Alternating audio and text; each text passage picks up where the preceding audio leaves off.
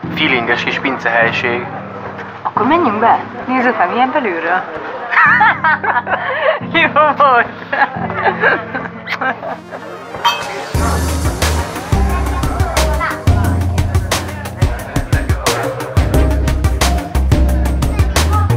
Fiúk, lányok, megérkeztünk ide Tokajba, amint látjátok itt velem szembe Tokajnak a térképét.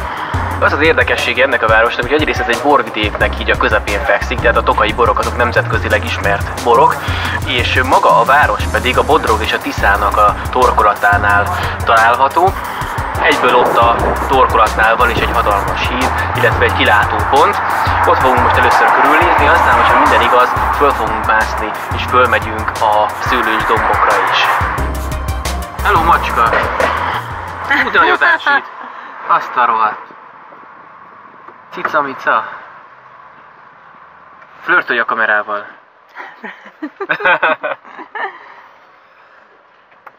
Úgy ásít! De jó helyed van neked ott. Tokaj egy észak-magyarországi kisvároska, amelynek története a 14. századig nyúlik vissza. Ám a régi utcák mellett már egyre többfelé felújított utakkal és rendben tartott kis házakkal találkozunk. Tokaj egyik leghíresebb szülötte, Paulai Ede, az ő házát látjuk itt velem szemben jobbra, ami most borházként funkcionál. Ez volt Paulai Ede szülőháza. Ez meg a szülőudvara.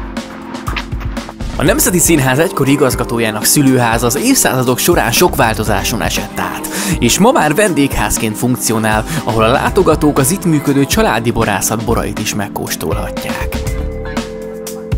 Az egész régió meghatározó szereplői voltak a rákócziak. Ezt a kisebb méretű bronzszobrot második Rákóczi Ferenc tiszteletére állították a szabadságharc 300. évfordulóján.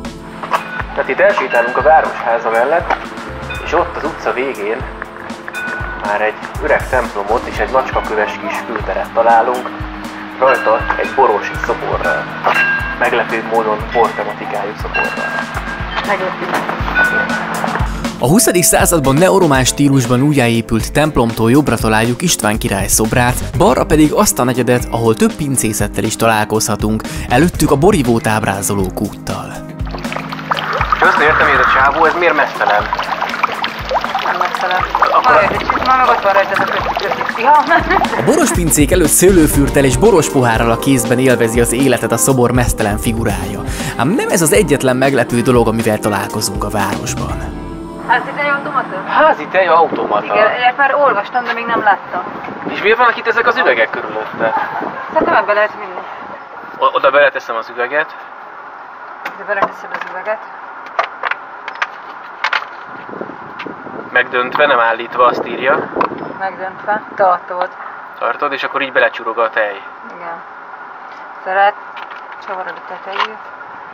De hogy kerülnek ide ezek az üres üvegek? Ezeket ki hozza ide-vissza?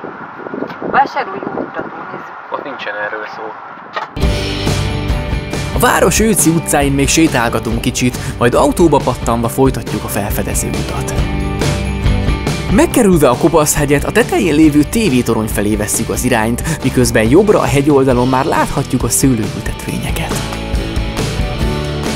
A nevével ellentétben a hegy ma már egyáltalán nem kopasz, hanem erdővel borított. Kocsival Tarcal irányából kacskaringós, meredek betonúton juthatunk fel a legmagasabb pontjára.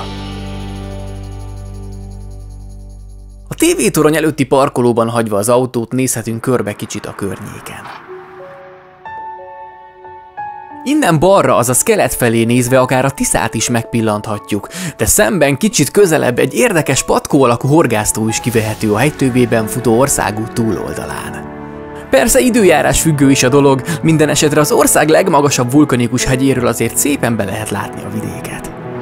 Ha már a Tokaji hegyről van szó, nekem az jutott erről elsőre eszembe, hogy talán ilyen szőlő ültetvényekkel teli domboldalon fogjuk találni magunkat, ehelyett gyakorlatilag egy ilyen erdő közepén kötöttünk ki. Az őszi tölgyesben úgy tűnik jó sokáig láthatunk még zöldlevelű fákat, illetve itt bolyongva szép kis csapásokat találhatunk. És hogyha segítségre lenne szükségünk, turistajelzések mutatják az utat, hogy biztosan ne tévedjünk el. Az egyik oldalon még majdnem zöld az erdő, míg a másik oldalon teljesen besárgult. Ez a lejtő havas időben sípályaként funkcionál, és innen a 600 méter hosszú Tokai sípálya közepéről szép kilátás nyílik lefelé a Bodrog irányába, míg fölfelé magát a tévétornyot láthatjátok.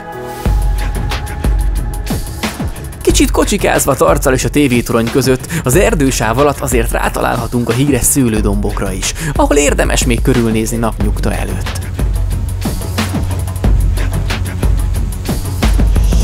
És van rajta szőlő.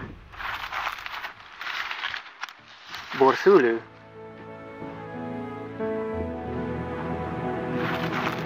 Most két oldalt is szőlőket láttok, illetve velem szemben abban az irányban, hogy a domb oldalon több ilyen szőlős parcellás részt is észrevehetünk. Errefelé már nem az erdő az úr, amerre csak elnéztek, művelt területeket láthattok, rajtuk most a tél közelettével sárguló szőlőtőkékkel. Nagy részét már leszületelték, nem? Szerintem igen, ezt szerintem itt maradt. Nagyon kevés maradt, ami születlen.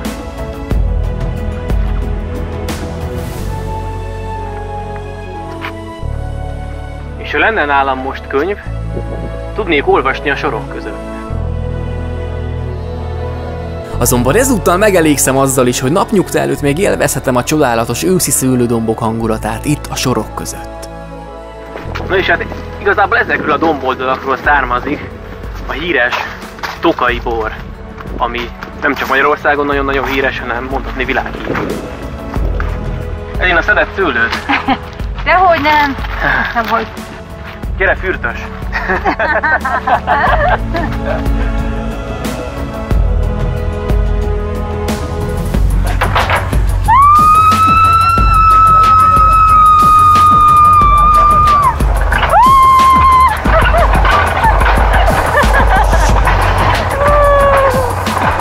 A szép őszi időben még sok kaland vár ránk itt a környéken. Iratkozz fel a csatornámra és tarts velünk legközelebb észak-magyarországi barangolásunk során.